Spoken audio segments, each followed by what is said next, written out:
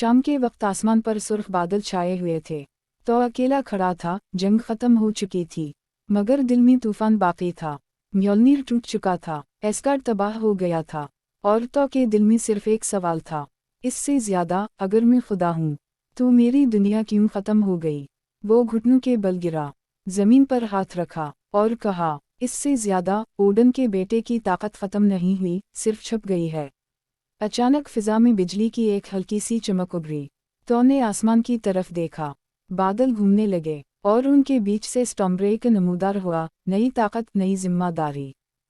तब एक आवाज गूंजी, हेला वापस आ चुकी थी, अंधेरे में लिपटी, हाथ में काली तलवार लिए, बोली, इससे ज्यादा, भाई, बिजली फिर मेरी होगी। तो ने आंखें बंद की, और एकदम आसमान की तरफ हाथ उठाया। बिजली सीधी उसके जिस्म में दाखिल हुई, इसके बालों से रोशनी निकली, आंखें सफ़ेद चमकने लगीं, और वो गरजा, एस्गार्ड के लिए। एक लम्हे में ज़मीन लरज़ उठी। हेला ने हमला किया, मगर तो ने स्टॉर्मब्रेक घुमाकर बिजली का धमाका किया। पूरा मैदान रोशनी में डूब गया। जब धुंध छटा, हेला गायब थी, तो आसमान की तरफ देखकर बोला, इससे ज्यादा, ताकत हथियार में नहीं, नीयत में होती है।